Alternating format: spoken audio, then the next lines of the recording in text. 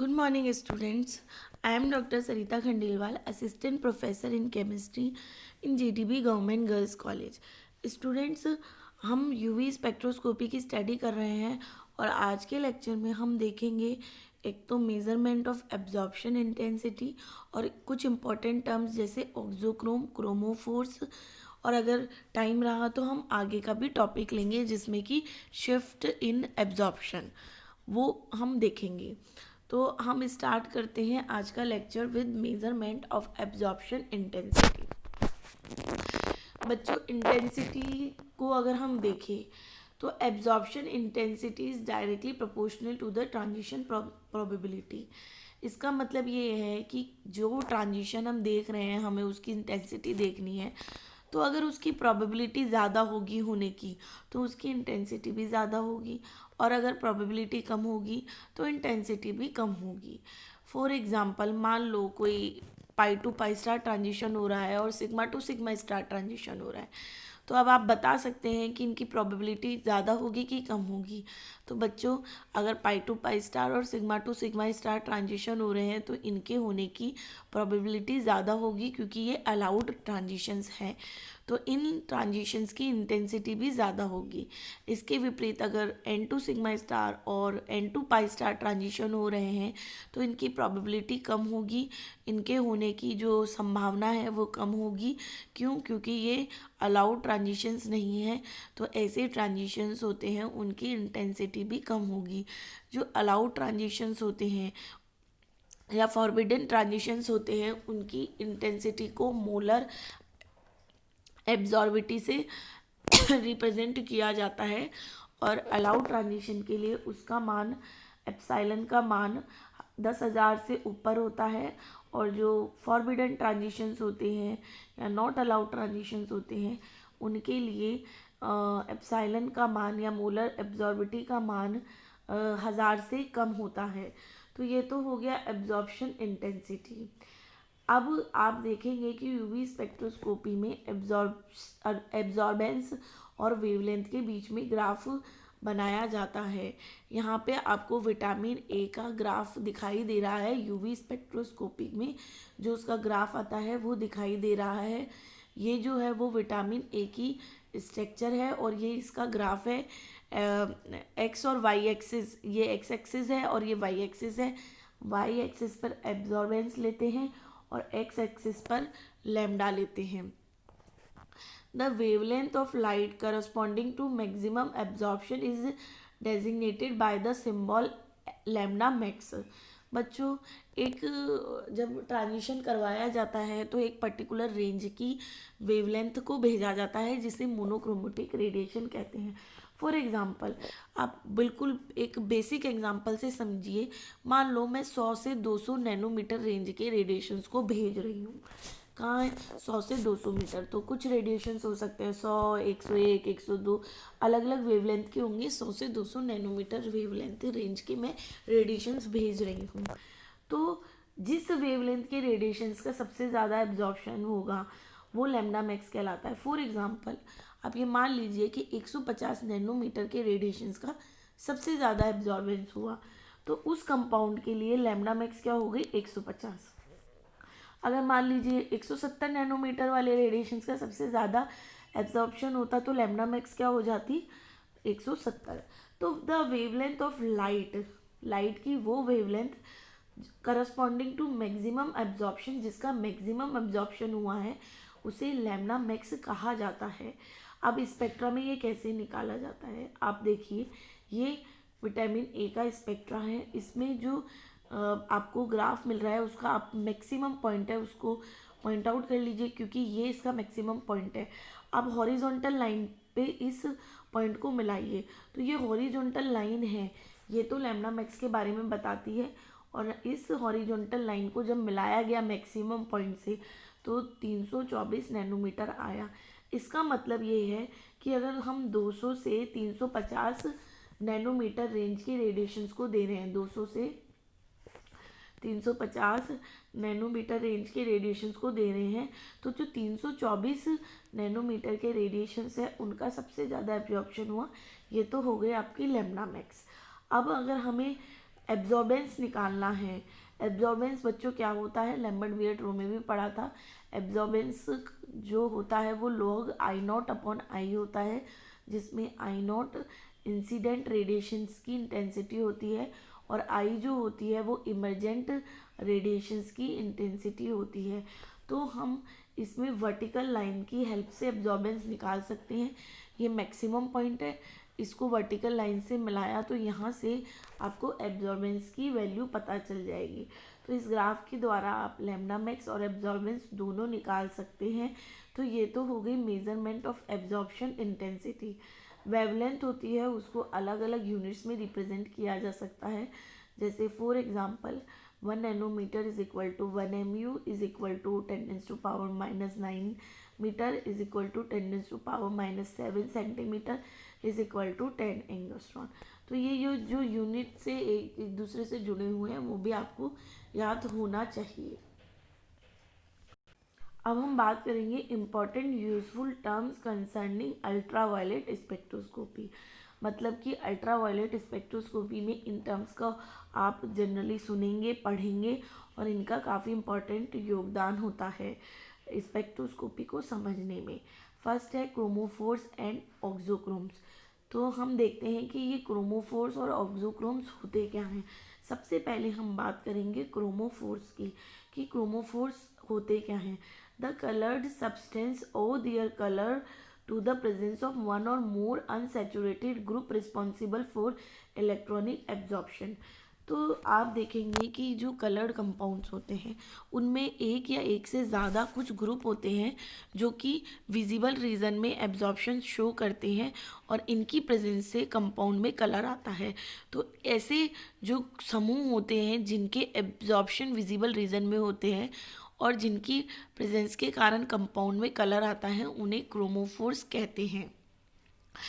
These अब उनके example आप देखिए, carbon carbon double bond, carbon triple bond, carbon nitrogen double bond, carbon nitrogen triple bond, carbon oxygen double bond, nitrogen nitrogen double bond.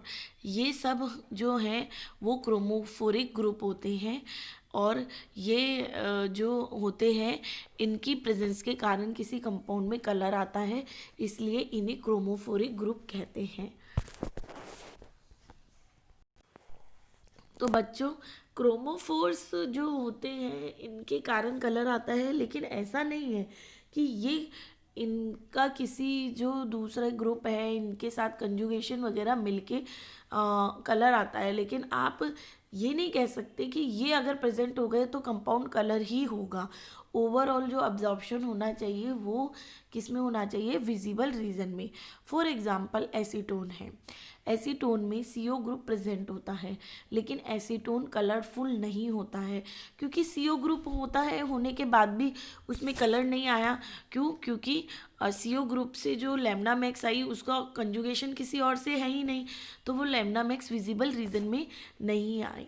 तो chromophoric group colour के लिए ज़रूरी तो है लेकिन इनका होना कोई गारंटी नहीं है कि इससे कलर आ ही जाए। तो क्रोमोफोरिक ग्रुप कलर के लिए रिस्पॉन्सिबल होते हैं लेकिन इनके होने से कोई गारंटी नहीं है कि मॉलिक्यूल में कलर आ जाए।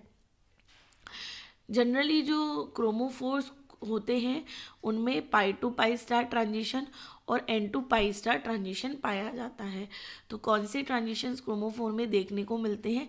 पाई टू पाई स्टार, जैसे carbon carbon double bond, carbon carbon triple bond, इनमें कौन से ट्रांजिशंस पाए जा रहे हैं? Pi to pi star. और N to pi star transitions भी पाए जाते हैं, जैसे CO है, CN है, इनमें N to pi star transitions भी पाए जाते हैं। तो क्रोमोफोरिक ग्रुप्स जो होते हैं वो कलर के होने के लिए ज़रूरी होते हैं और इनमें N टू पाई स्टार और pi to pi star transitions पाए जाते हैं। अब हम बात करेंगे ऑक्सोक्रोम्स की। Auxochromes are auxiliary group which interacts with the chromophores causing a bathochromic shift. इसका मतलब ये है कि एक्सोक्रोम खुद तो कलर के लिए रिस्पॉन्सिबल नहीं होते, लेकिन क्या होते हैं कि ये क्रोमोफोर्स के साथ जुड़ जाते हैं, कंजुगेशन को बढ़ा देते हैं, लैम्डा मैक्स को बढ़ा देते हैं और जैसे जैसे लैम्डा मैक्स बढ़ती है कलर की इंटेंसिटी बढ़ जाती है, उसके विजिबल रीजन में आने की संभावना ज़्यादा हो जाती है। तो ऑक्सोक्रोम्स जो होते हैं ये क्रोमोफोर्स के साथ मिलकर कंजुगेशन बढ़ाने का काम करते हैं, जिससे कि लैम्डा मैक्स में मैथोक्रोमिक शिफ्ट देखने को मिलता है। Typical examples are amino and substituted amino groups such as NH2, NHR and NR2, hydroxy and alkoxy groups. These are the typical example of auxochrome. इन एग्जाम्पल में आप देखेंगे तो लॉन पेयर प्रेजेंट है हेट्रोएटम पे और हेट्रोएटम सिंगल बॉन्डेड है। तो जो इस तरह के ट्रांजिशंस होते हैं उनमें N2 सिग्मा स्टार इस तरह के ग्रुप्स होते हैं, उनमें अगर कोई पूछे कि मेनली किस प्रकार का ट्रांजिशन मिलता है तो N2 सिग्मा स्टार ट्रांजिशन मिलता है ऑक्सोक्रोम्स में देखने को। In general, an oxochrome is a group that deepens the color. Its presence causes a shift in the UV and visible absorption maximum to a longer wavelength. तो auxochromes है वो colour के लिए उत्पत्ति के लिए ज़रूरी नहीं होते, जैसे क्रोमोफोर मैंने बताया था कलर उत्पत्ति के लिए ज़रूरी होते हैं, लेकिन ऑक्सोक्रोम कलर उत्पत्ति के लिए ज़रूरी नहीं होते। लेकिन अगर ये प्रेजेंट है और क्रोमोफोर से कंजुगेशन से जुड़े हुए हैं तो ये कलर को गहरा बना देते हैं, क्योंकि ये जो एब्जॉर्प्शन मैक्सिमा है लैम्डा मैक्स है उसको ग्रेटर वैल्यू की तरफ शिफ्ट कर देते हैं। तो इनका काम क्या होता है, सिर्फ कलर को गहरा बनाना या लैम्डा मैक्स को बढ़ाना होता है। देखो ऑक्सोक्रोमिक जो ग्रुप होता है उसका आपको अब तक एक समझ में आ गया होगा कि इनका मेन काम जो होता है वो कंजुगेशन को बढ़ाना ही होता है, या मैं कहूँ इलेक्ट्रॉन डीलोकलाइजेशन को बढ़ाना होता है, जिससे कि ये एनर्जी को कम और लैम्डा मैक्स को बढ़ा देते हैं। ठीक है, आप ये एग्जाम्पल देखिए, ये alpha beta unsaturated carbonyl compound है, इसमें इस तरह से कंजुगेशन हो रहा है। अगर इस तरह से कंजुगेशन हुआ कार्बन पे पॉजिटिव और ऑक्सीजन पे नेगेटिव चार्ज आ गया। अब मान लो इस जो ये चेन है इससे मैं एक NR2 ग्रुप जोड़ दूँ, ठीक है। NR2 ग्रुप जोड़ने पर क्या होगा, कंजुगेशन देखिए नाइट्रोजन से शुरू हो जाएगा, ऐसे ऐसे और ऐसे, नाइट्रोजन पे पॉजिटिव और ऑक्सीजन पे नेगेटिव चार्ज आ गया। तो इसने एक तो चार्ज डीलोकलाइजेशन को बढ़ा दिया, कंजुगेशन को बढ़ा दिया, तो क्या होगा, लैम्डा मैक्स बढ़ जाएगा। तो NR2 का क्या काम हुआ, डीलोकलाइजेशन या कंजुगेशन को बढ़ा देना या कंजुगेशन की संभावना को बढ़ा देना। इस टेबल से आप है ना ऑक्सोक्रोम के इफेक्ट को अच्छे से देखिए। ऑक्सोक्रोम CH3 है, अनसेचुरेटेड अगर क्रोमोफोर होता है तो लैम्डा मैक्स 217 है, लेकिन अगर सब्स्टिट्यूटेड क्रोमोफोर होता है, आप देखिए यहाँ पे CH3 जोड़ दिया तो लैम्डा मैक्स बढ़ गई 224 हो गई। इसी तरह से ऑक्सोक्रोम है NET ट्वाइस, तो अनसब्स्टिट्यूटेड क्रोमोफोर का लैम्डा मैक्स है 228 और सब्स्टिट्यूटेड क्रोमोफोर्स का कितना हो गया, आपने यहाँ पे जोड़ दिया 307। इसी तरह OR और Cl है, इनका भी इफेक्ट देख सकते हैं कि 204 से 234 हो गया, 175 से 185 हो गया। तो आपने देखा कि ऑक्सोक्रोम छूटने से क्या हुआ, अनसब्स्टिट्यूटेड क्रोमोफोर के कंपैरिजन में जो सब्स्टिट्यूटेड क्रोमोफोर है उसकी लैम्डा मैक्स ज़्यादा आ रही है, तो कलर ज़्यादा गहरा हो जाएगा। तो बच्चों अगर आपसे कोई क्रोमोफोर और ऑक्सोक्रोम में फ़र्क पूछे तो आप ये बताएंगे कि क्रोमोफोर की प्रेजेंस ज़रूरी है। अगर कोई कंपाउंड कलर है तो उसमें कोई ना कोई ऑक्सोक्रोम मिलेगा ही मिलेगा, ठीक है। क्रोमोफोर मिलेगा, ऑक्सोक्रोम मिलने की कोई गारंटी नहीं है।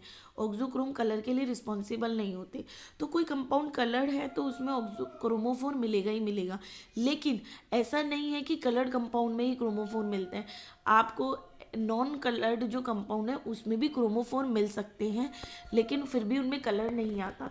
तो क्रोमोफोर कलर की उसके लिए ज़रूरी तो है, लेकिन मतलब ये नहीं है कि क्रोमोफोर प्रेजेंट हुआ तो कंपाउंड कलर्ड ही हो जाएगा, जैसा कि मैंने एसीटोन के एग्जाम्पल से आपको समझाया था।